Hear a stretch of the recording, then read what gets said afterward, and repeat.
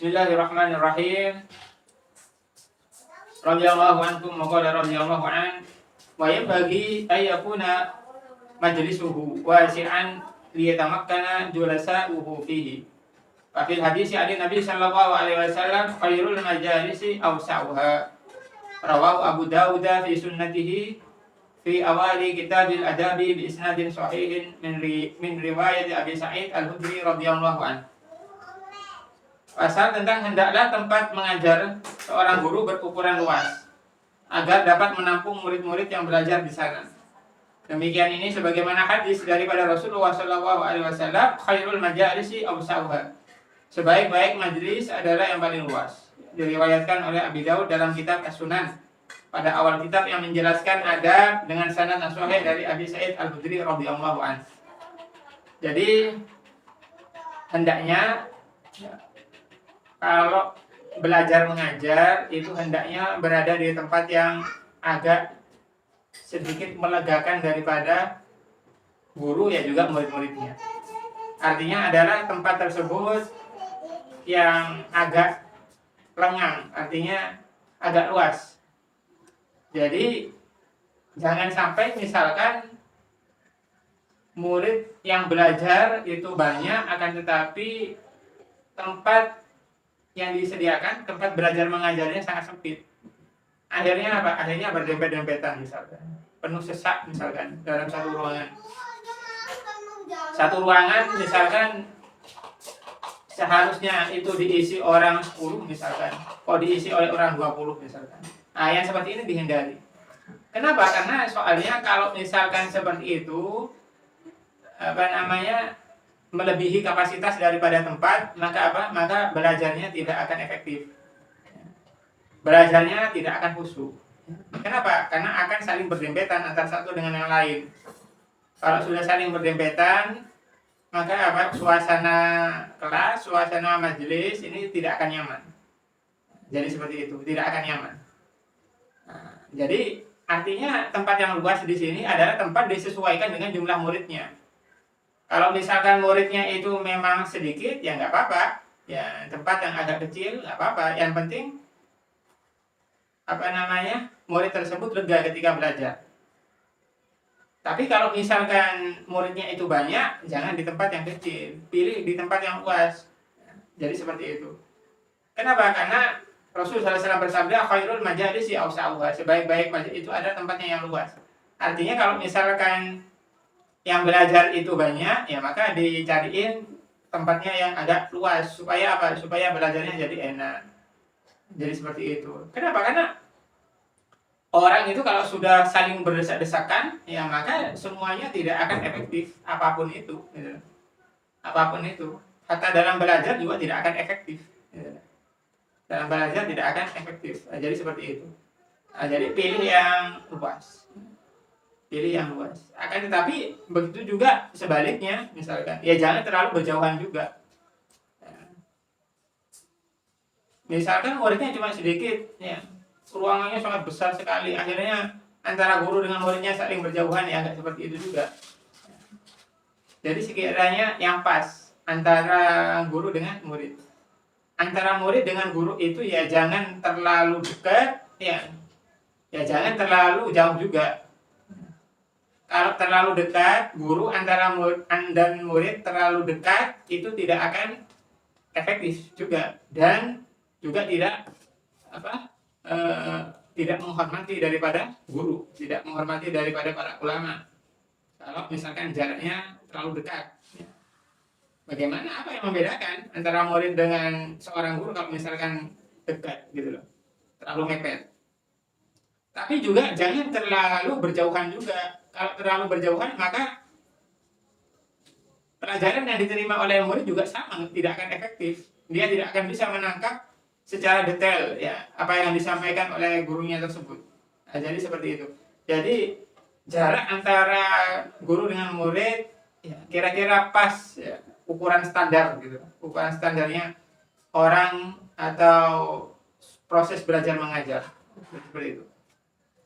Nah, jadi ini diantara daripada adab, ya, diantara daripada adab. ketika dalam belajar mengajar.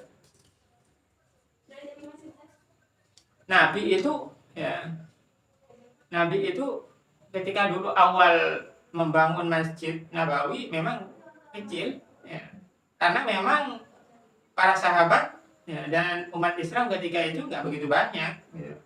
Tapi ketika sudah mengalami masa gelombang yang besar daripada orang-orang yang berduyun-duyun untuk masuk Islam, ya maka sedikit demi sedikit Masjid Nabawi diperluas untuk menampung daripada jamaah Islam ketika itu. Kenapa? Karena fungsi daripada Masjid Nabawi ya bukan hanya sekedar sholat saja, akan tetapi fungsi daripada Masjid Nabawi kala itu menjadi pusat pembelajaran, menjadi madrasah ya, selain daripada tujuan utamanya sholat ya, dan juga sebagai pusat daripada ilmu, majelis ilmu ya, pusat daripada tempat para sahabat ya mengatur strategi perang, di situ juga masjid. Jadi seperti itu. Banyak sekali para sahabat ya, apalagi setelah zaman Rasul itu banyak sekali perluasan-perluasan di Masjid Nabawi.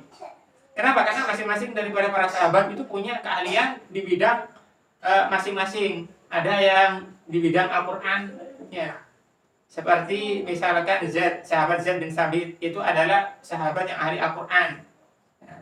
Selain beliau hafal Al-Quran ya, beliau juga ahli tentang yang berkaitan dengan Al-Quran ya, ngajarnya ya di situ ya, menjadi pusat daripada pembelajaran. Karena itu diperluas ya. Begitu juga dengan Sayyidina Abdullah bin Abbas yang juga sahabat yang termasuk ulama Al-Quran, ahli Al-Quran ya.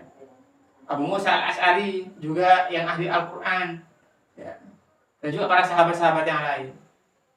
Semakin membludak daripada umat Islam semakin diperluas ya. Sampai sekarang ya, akhirnya Masjid Nabawi menjadi masjid terbesar kedua sedunia. Sampai sekarang pun juga menjadi pusat daripada pembelajaran ya, selain daripada ibadah. Kenapa? Karena di Masjid Nabawi atau di Masjidil Haram sampai sekarang terdapat halaqah majelis taklim yang diampu oleh para syekh di sana, para guru yang ada di sana. Tempatnya ya luas sesuai dengan kapasitas daripada muridnya, dan itu akan membawa keberkahan tersendiri. Murid akan menjadi lega, murid akan menjadi nyaman, menjadi enak, dan pembelajarannya menjadi efektif. Guru juga enak ketika dia mengajarkan, ketika menerangkan, begitu juga dengan murid ketika mendengarkan guru dengan bagus, dengan enak. Jadi seperti itu.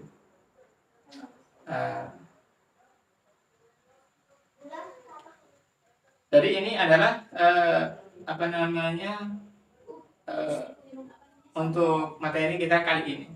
Jadi hikmahnya kalau misalkan kita bab ini ditarik ke ranah atau bab yang lebih umum, kita ini membangun tempat peribadatan atau tempat majelis ilmu itu disesuaikan dengan kapasitas daripada orang yang belajar atau jamaahnya. Begitu. Kalau misalkan jamaahnya itu banyak, ya bangun dengan tempat yang luas. Ya. Kalau misalkan jamaahnya itu sedikit, muridnya sedikit, ya sesuai dengan kapasitasnya. Ya. Begitu juga dengan masjid, dengan jamaahnya. Sekarang itu model sekarang, ya masjidnya sangat luas, ya masjidnya sangat besar, megah, tapi yang sholat ya maksimal 2 shop. Ya. Maksimal 2 shop misalkan. Masjidnya sangat luas, tapi tidak sesuai dengan jamaahnya. Ya. Hatta misalkan sholat Jumat saja tidak begitu banyak misalkan. Nah, yang seperti ini sebenarnya hal-hal yang tidak perlu. Kalau misalkan memang jamaahnya banyak atau masyarakatnya itu banyak, ya nggak apa-apa dibangun yang sangat luas. Nah, itu malah lebih bermanfaat daripada misalkan ada beberapa masjid yang memang tidak muat jamaahnya sampai keluar sampai ke jalan raya ya, daripada di jalan raya membahayakan, ya lebih baik dibangun masjidnya yang luas. Nah, jadi seperti itu. Artinya disesuaikan dengan kebutuhan. Hidup itu kalau misalkan sesuai dengan kebutuhan itu ya pasti enak. Nah, jadi tidak berlebih-lebihan. Ya, yang standar saja. Nabi SAW bersabda apa? Khairul umuri awsatuha. Sebagian perkara itu yang tengah-tengah, artinya yang standar, ya, yang secukupnya. Jadi seperti itu, ya, tidak terlalu lebih, sesuatu yang seharusnya itu tidak seperti itu, tidak terlalu kurang juga, seharusnya nggak seperti itu. Nah, jadi itu sesuatu yang pas. Semua, ya, aktivitas kehidupan manusia itu kalau misalkan dilakukan dengan standarnya orang, tidak berlebih-lebihan, maka itu akan enak, gitu. Karena itu Allah Subhanahu wa taala bersabda apa? Wala tusrifu. Ya. Innallaha la yuhibbul musrifin. Ya, qulu wasrabu wala tusrifu innallaha la yuhibbul musrifin. Ya, makanlah kalian, minumlah kalian, tapi jangan israf, jangan berlebih-lebihan. Jadi Allah taala tidak menyukai yang berlebih-lebihan. Dan itu bisa dianalogikan kepada hal yang lain, bukan hanya makan dan minum saja. Semua aktivitas dalam kehidupan, ya, kalau itu dilakukan dengan cara yang over, ya, artinya yang tidak seimbang, ya, maka itu tidak baik. Bahkan dalam hal ibadah, kalau misalkan tidak sesuai dengan kemampuannya, dibengkalaikan urusan yang lain, walaupun itu ibadah juga tidak baik. Karena ada sahabat itu, ya, yang pernah melaporkan sahabat yang lain, kenapa? Karena dia setiap hari sholat malam, setiap hari dia puasa, ya, keluarganya ditinggal dan semacamnya. Kenapa? Karena fokus ibadah. Sama Nabi dipanggil dan dimarahi sama Nabi. Ya. Nabi berkata, ya, saya ini Nabi. Ya. Nabi bersabda, saya itu Nabi, tapi saya itu puasa, saya juga berbuka, saya juga sholat, saya juga tidur. Ya. Saya juga beristri. Ya. Saya juga kumpul sama keluarga. Artinya nggak boleh, ya, beribadah, ya, akan tetapi meninggalkan kewajiban yang lain. Nah, ini yang namanya israf. Jadi seperti itu. Jadi hal yang dilakukan dengan berlebihan ini yang tidak dibolehkan di dalam syariat. Akan tetapi lakukan dengan secukupnya dan semampu kita. Jadi ini materi kita untuk saat ini. Wallahu a'lam. Anda kembalikan kepada moderator.